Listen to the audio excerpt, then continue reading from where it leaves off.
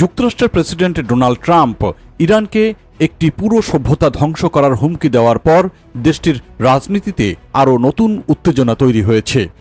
এই ঘটনায় বিরোধী ডেমোক্র্যাট নেতারা আগের তুলনায় অনেক বেশি সরব হয়ে ট্রাম্পকে ক্ষমতা থেকে সরানোর দাবি প্রকাশ্যে তুলেছেন।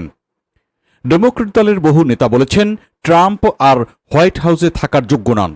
কেউ কেউ তাকে অভিশংসনের মাধ্যমে অপসারণের কথাও বলেছেন। আবার কেউ কেউ যুক্তরাষ্ট্রের সংবিধানের 25তম সংশোধনীর প্রয়োগের দাবিও তুলেছেন, যার মাধ্যমে প্রেসিডেন্টকে দায়িত্ব পালনে অযোগ্য ঘোষণা করা সম্ভব। যদিও পরে ট্রাম্প ইরানের সঙ্গে 2 সপ্তাহের যুদ্ধবিরতিতে সম্মত হয়েছেন, তবুও এই ঘটনার পর রাজনৈতিক চাপ বেড়েই চলেছে। ডেমোক্রেটরা বলেছেন এমন ধরনের বক্তব্য শুধু কূটনৈতিক কৌশল নয়, বরং আন্তর্জাতিক আইন এবং যুক্তরাষ্ট্রের আইন উভয়ের দৃষ্টিতেই অত্যন্ত গুরুতর।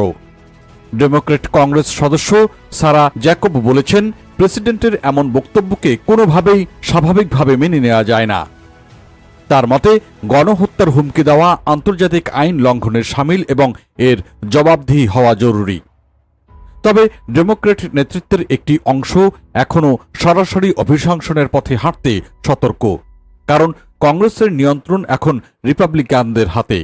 ফলে বাস্তবে ট্রাম্পকে অপসারণ করা প্রায় অসম্ভব। আর এ কারণে তারা আপাতত যুদ্ধ সংক্রান্ত সিদ্ধান্তে কংগ্রেসের অনুমোদন বাধ্যতামূলক করার দিকে জোর দিচ্ছেন। এই পরিস্থিতিতে যুক্তরাষ্ট্রের কংগ্রেসে ফোন ও ইমেইলের বন্যা বইছে।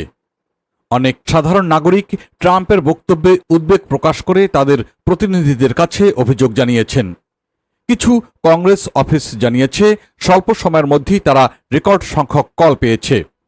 ডেমোক্র্যাট সদস্য এমিলি র্যান্ডেল বলেছেন জনগণ তাদের প্রতিনিধিদের কাছ থেকে দ্রুত পদক্ষেপ আশা করছে। তিনি রিপাবলিকান নেতৃত্বকে কংগ্রেস অধিবেশন ডেকে এই বিষয়ে আলোচনার আহ্বান জানিয়েছেন। অন্যদিকে হোয়াইট হাউসের পক্ষ থেকে ট্রাম্পের বক্তব্যের পক্ষে সাফাই গাওয়া হয়েছে। প্রেস সেক্রেটারি ক্যারোলিন লিভিট দাবি করেছেন প্রেসিডেন্টের কঠোর অবস্থানই ইরানকে আলোচনায় বসতে বাধ্য করেছে এবং যুদ্ধবিরতির পথ তৈরি করেছে। এদিকে সিনেটের ডেমোক্র্যাট নেতা চাক শুমার এবং হাউস নেতা হাকিম জেফ্রিস সরাসরি অভিশংসনের পক্ষে না গেলেও ট্রাম্প প্রশাসনের জবাবদিহি নিশ্চিত করার উপর জোর দিয়েছেন।